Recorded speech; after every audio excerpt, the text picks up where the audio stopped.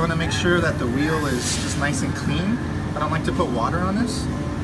So I don't like to slam it down, just a little nice in there. What I'm going to do is just kind of make sure it's nice and tight.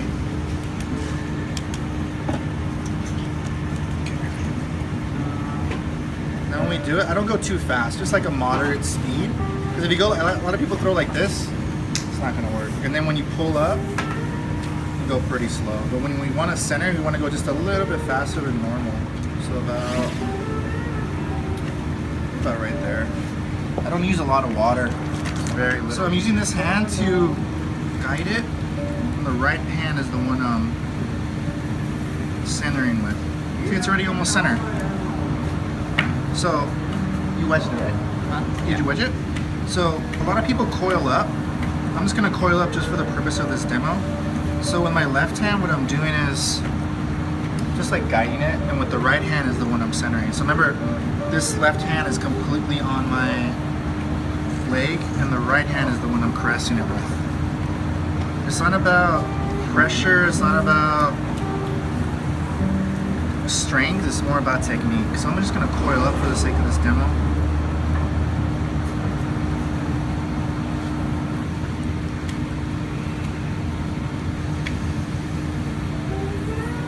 I don't have to go too high. A lot of people like to go sky high. You never have to do that.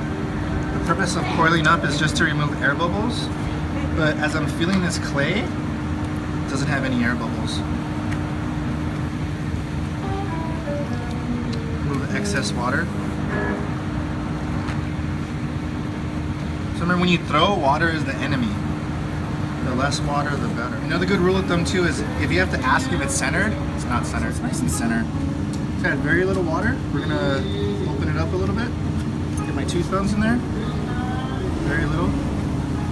And since I'm more experienced, I don't have to put the needle tool in anymore. Okay. For obvious reasons, I just already kind of know how deep. So what I like to do is just do something just a little bit different. Get my two thumb and just go out.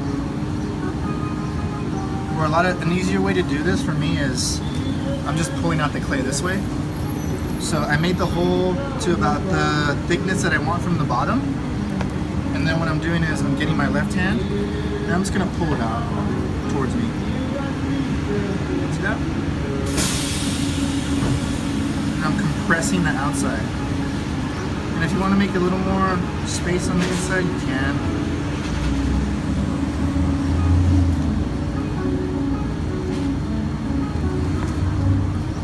I'm going to compress the bottom.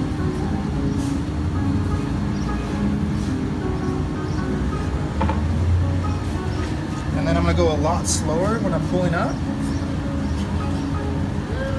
About right there.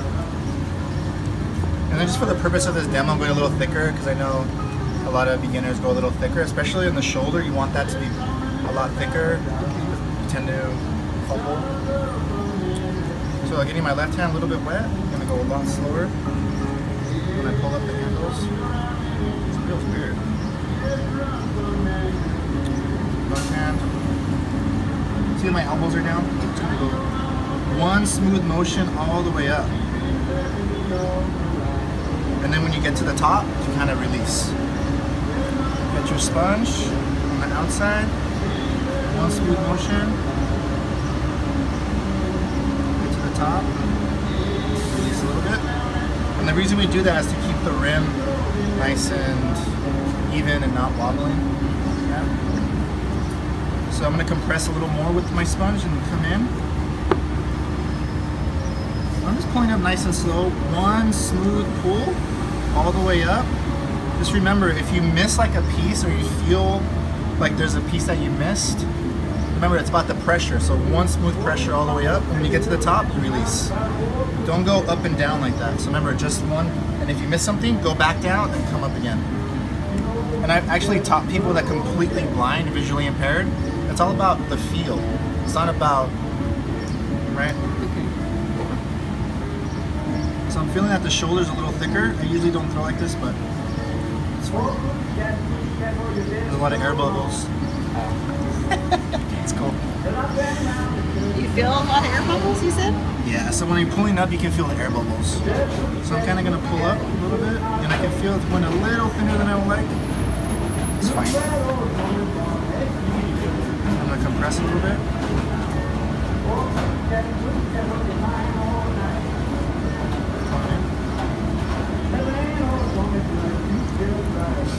Let me go one more time.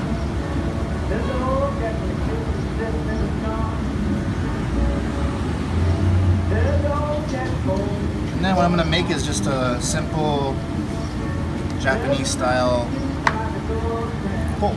So I'm using this rib. So all I threw with is a sponge and a rib. It's like a medium strength tinsel rib. So I just wet the rib a little bit, coming in. Just compress, compress, compress. Compress all in one motion, holding my hand. Remove the excess clay. And what I'm doing is I'm making a Japanese style, just a tiny little bowl. And they believe that the inside of the bowl matters more than the outside. So it's what you see on the inside, because you're one with the food, you're one with the bowl, right? So I'm gonna make it so smooth on the inside, you're gonna not know the depth of the bowl. So it's like a complete smooth. If you look at other bowls, you can see that lip. Yeah. That's gonna have no lip. Okay. It takes a lot of practice, but you guys, if you just use the rib to compress, you'll see how to do it. So see how slow I'm going? Yes. This is even fast, but so just go super slow. So I'm coming in, I'm holding my hand like this. I'm coming in, I'm compressing, compressing, compressing. Just at a slight angle.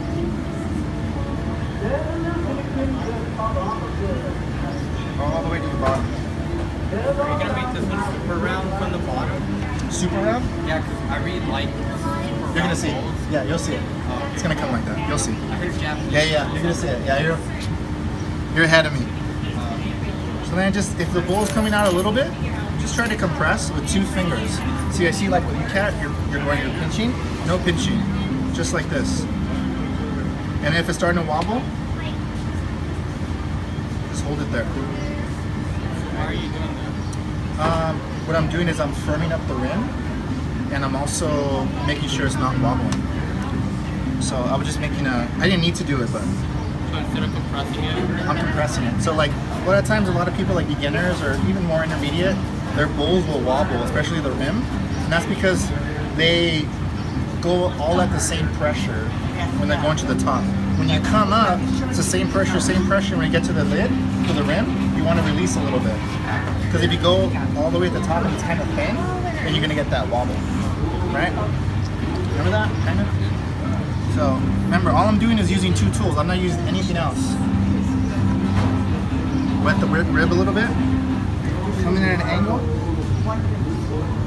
Go out, go out, go out. I love purple, so I always love. Compress, compress, compress. All the way to the bottom. Yeah. Remove the extra And slip. they're both Amoca too. Because I know the coyote can go even layer and layer and layer too. Yeah. I know that Mary said she did like 8 to 10 layers and layers and layers, and then she has one that she's been working on for years, and like refiring and refiring. She has no idea how many coats of refiring she's done. It still looks great. And with this technique, it just takes a ton of patience. Too bad. It takes a little more time, but to learn that process is just super rewarding. So remember, I'm not hitting the rim yet, because if I hit the rim, it's going to start to wobble. Can I look on Coming the in. inside too? I know my hands are dirty. so this whole time you're just avoiding the rim and just doing the middle part. Yeah, well, I'm going right below the rim. And what I'm doing is I'm compressing the bowl, And then it so it has the illusion of shallowness. I'm going a little bit faster than normal, just for the purposes of this demo. I'm gonna go. a little base. Just a little base. Like that? Oh my god. I have to find a base file. Oh, I know. That would be. I know, right? I'm just gonna keep pushing it. It's hot in here. Yeah. I know what you guys go through. Yeah, now you do. So see the bowl starting to come up a little bit? And don't worry about the way it looks on the outside. I can do a trimming demo at the end to get that completely in. So it's gonna be completely out, and the trim is gonna be pretty small. So it'll be a really nice little Japanese tea bowl. I could do a. Maybe are you guys gonna be here Tuesday? I'm always here. Oh, I'll do the trim on this Tuesday. You guys remember? I'll be here Tuesday. Because I'm getting married Thursday, so Oh my gosh, I didn't know I'll that. do the trim. Yeah. So I'm gonna go again.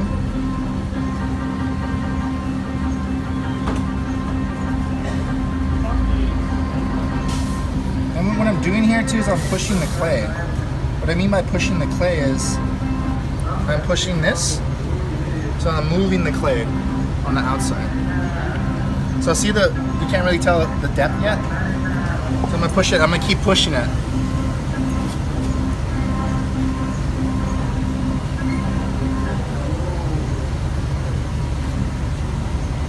Like almost no pressure now.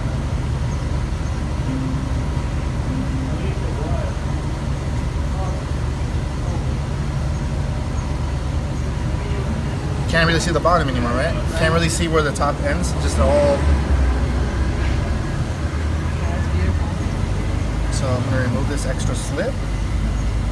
Remember, how much water did I use? Hardly any. Hardly any, right? And with porcelain, it's even less. Okay. Yeah. This is just the regular house clay. It's not really. I mean, it's good for throwing, but to do these type of. Yeah. Oh, because he makes it. But I'm talking about like this style of bowl. It's more like a porcelain type, and we're gonna start doing porcelain.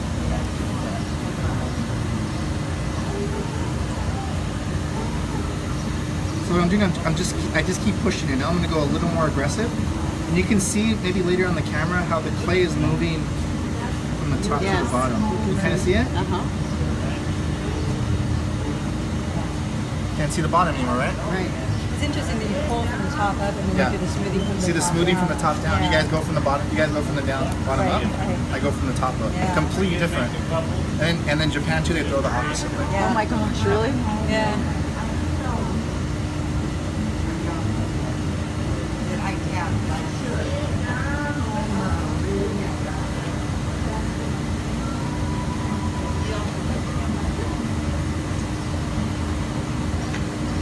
See that? Now there's like, you don't even know how deep the bowl is, right? And I had to learn this on my own, kind of. A lot of research, just a lot of reading, and just a ton. I mean, I've flopped a ton of bowls just to learn this. Because it's just the amount of pressure. Because if you go like this, it's going to get stuck. If you go too much, it's not going to do it. And what I'm doing too is I'm compressing all the clay here and I'm pushing it down, and you'll never get an S crack. Never. Oh, yeah. You know the S crack? Yes. So you see a lot of these bowls that have a little S. Yes. Very common. So you just want to keep compressing down. So I'm pushing this to the bottom.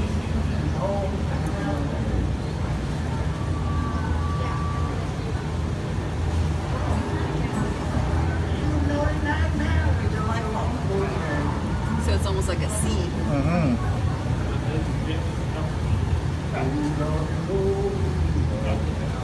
And I'm using the slip that I have on my rib,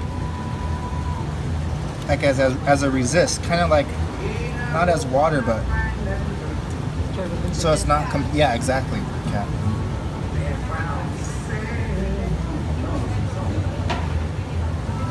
Oh my goodness, that's so pretty. Yeah. And maybe stop it. Hey. See the difference? You can't even see the top to the bottom, right? Really pretty. So this is gonna come out more. The reason I left a thicker bottom is because I like a little thicker feet, personally. But I can do really small. What I might do with this one is do a very feminine, small but straight foot on it. I think when I throw, I don't have a. For me, it's more abstract. It's not a. This is what I'm gonna make, and that's what it is. I you set like out to and I create let. while you're I going. create while I'm. It's more for me. It's like not so stringent. Yeah. Yeah. So I let the like I'm one with the material, but I let the clay in my. I know it's a little past your pay grade, but It's okay. it's good to learn. So I'm just going to do the last compressing.